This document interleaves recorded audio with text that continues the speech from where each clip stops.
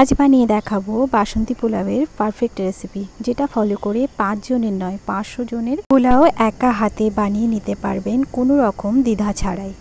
নমস্কার বন্ধুরা, আমি অর্চনা, লেটস কুক উইথ অর্চনায় আপনাদের সবাইকে স্বাগত জানাই। আজকের রেসিপি বাসন্তী পোলাও। পুরো রেসিপিটা দেখার অনুরোধ রইল, ভালো লাগলে লাইক কমেন্ট শেয়ারের অনুরোধ রইল। প্লিজ আপনাদের মূল্যবান মতামত কমেন্টের মাধ্যমে আমাকে জানিয়ে যাবেন। প্রথমে একটা আদা, 1 ইঞ্চ আদা, 4টে কাঁচা লঙ্কা আমরা নিয়ে নিয়েছি, ওটাকে একটা পেস্ট বানিয়ে নেব। আর এখানে মেজারমেন্ট কাপ হিসাব করে 2 কাপ চাল নিয়ে নিলাম। চালটাকে খুব ভালো করে ধুয়ে নেব। খুব রগড়ে রগড়ে চাল ধোবো না, তাহলে কিন্তু চালের ভালো সুগন্ধটা চলে যাবে। এখানে কিন্তু গোবিন্দভোগ চাল ইউজ করা হয়েছে। হালকা হাতে একটু ধুয়ে নেওয়ার পর আমরা এটাকে একটা থালায় ছড়িয়ে দিচ্ছি। এটা জল শুকিয়ে যাওয়া পর্যন্ত অপেক্ষা করব।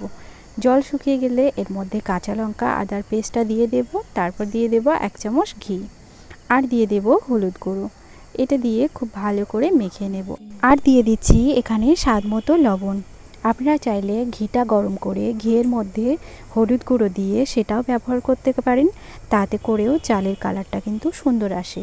তবে এভাবে করলেও যে কালার খুব ভালো আসবে না এমন কিন্তু নয়। হাতে সময় না থাকলে এভাবেও করতে পারেন, আর সময় থাকলে ওভাবেই করে নেবেন।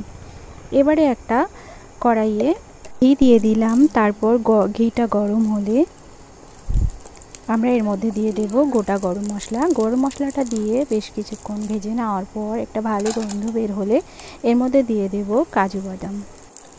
কাজুটাকে আমি বাদামি কালার হয়ে আসা পর্যন্ত একটু ভেজে নেব। হালকা বাদামি কালার হয়ে আসলে তারপর এর মধ্যে দিয়ে দেব ধুয়ে রাখা কিশমিশ। কিশমিশটা দিয়েও একটু কিছুক্ষণ ভেজে নেব। কিশমিশটাতে লাল রং ধরে আসলে এর মধ্যে দিয়ে দেব মেখে রাখা চাল। চালটা দিয়ে বেশ কিছুক্ষণ একটু ভেজে নেব।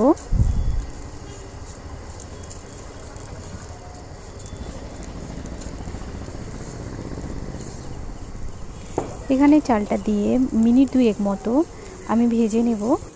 পোলাও বানানোর ক্ষেত্রে সবথেকে ইম্পর্টেন্ট জিনিস হলো জলের পরিমাপ ঠিক রাখা।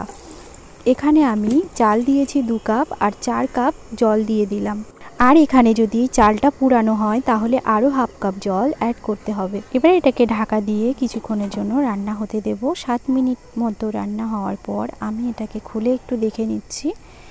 আর কড়াইয়ে যদি কোনো ছিদ্র থেকে থাকে তাহলে লবঙ্গ দিয়ে আটকে দিলে এর সুগন্ধটা আর বাইরে বের হবে না। এবারে আবার এটাকে ঢাকা দিয়ে কিছুক্ষণের জন্য রান্না হতে দেব। কিছুক্ষণ পর আবারও খুলে দেখে নিচ্ছি চালটা ভালো মতো কুক হলো কিনা। এখনও একটু বাকি আছে কুক হতে। আমরা একটু উপর নিচ করে দেব, তাহলে কি হবে উপরের চালগুলো আর নিচের চালগুলো খুব ভালো মতো সেদ্ধ হয়ে যাবে। আবারও ঢাকা দিয়ে দিলাম। এখানে মনে হচ্ছে না যে পুরানো চাল, সেটা আপনারা কি করে বুঝবেন দাঁড়ান বলছি। তার আগে আমি দিয়ে দিলাম 1 চামচ মতো ঘরে তৈরি গরম মশলা। আপনারা দেখবেন গোবিন্দভোগ চালটা পুরোপুরি ধবধবে সাদা হয়। যখন দেখবেন একটু লালচে কালার চলে এসেছে বুঝে নেবেন যে ওই চালটা কিন্তু পুরনো চাল। এবারে এর মধ্যে দিয়ে দিলাম চিড়ে রাখা 3টে কাঁচা লঙ্কা, আর এর মধ্যে সামান্য একটু চিনি অ্যাড করলাম। এবারে এটাকে একটু নাড়িয়ে চাড়িয়ে দেব। দেখুন পোলাওটা কত ঝরঝরে হয়েছে, আর ভাতগুলোও খুব ভালো মতো কুক হয়েছে। সবসময় মনে রাখবেন চাল যতটা ইউজ করছেন তার ডাবল কিন্তু জল ইউজ করতে হবে। আজকের রেসিপিটা তাহলে এই পর্যন্তই থাকছে। আবার অন্য কোনো রেসিপি নিয়ে দেখা হবে। ততক্ষণ ভালো খান, সুস্থ থাকুন, টাটা।